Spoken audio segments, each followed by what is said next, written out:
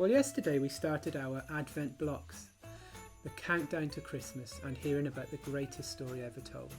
And we heard about a piece of fruit, which God told Adam and Eve, don't eat this. But they disobeyed, sin came into the world, and they started to feel that awful feeling that God didn't love them anymore. Well, we move on to day 2. But before we do that, on this block there's also a letter, which is going to spell out something wonderful by Christmas time. But now we're on day 2, so let's see what it is. Oh, it's a rainbow. Let's hear what that has to do with the greatest story ever told. After Adam and Eve left the garden, time passed, and many people filled the earth. But the earth they lived on wasn't like the garden. It was a tough earth with death and sadness and tears. And the people were tough too. They didn't care for each other very well. In fact, they were downright mean. They didn't care about God either. But God was still there, watching, waiting. God was getting ready to put the wrong things right and the dark things light. He started with a man named Noah. Unlike everyone else in those days, God was with Noah. So when God had something to say, Noah listened. Noah, God said, it breaks my heart to see how mean and hateful everyone is to each other. With all this hate, I cannot come to be with my people.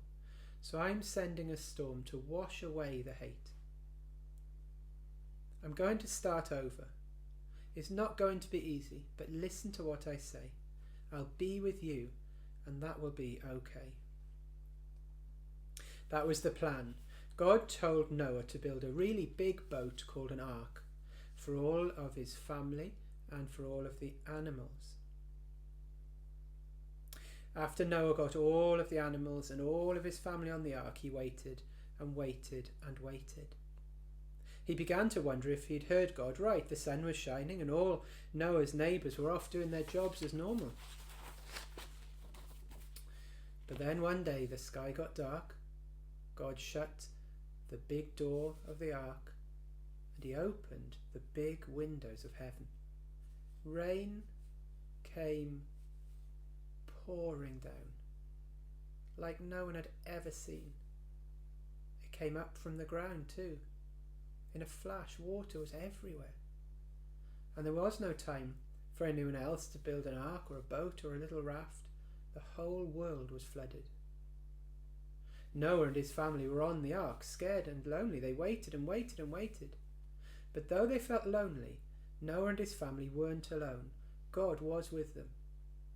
For 40 long days and 40 long nights, God kept the ark floating safely on the water, just as safely as if the ark was in God's own hands. One day the sun came back. Noah sent out a dove, and it came back with a leaf. A leaf! Do you know what that means? Leaves grow on branches, and branches grow on trees, and trees grow on solid ground, not on water. The floodwaters were going away, and soon enough God guided Noah's little ark to a little patch of land on top of a mountain. He opened the door back up, and Noah's whole family came out, kissing the ground. They were so happy to see it again.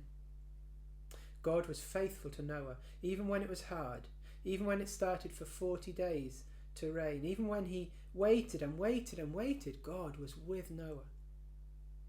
God had started over like he promised, and Noah thanked God for rescuing him and his family. But he also knew this new beginning wouldn't be enough. Why? Because Noah wasn't perfect, and the new beginning would go bad again. God had cleaned the earth of sin, but the sin was still in Noah's heart. So God couldn't remain Sin drove him away.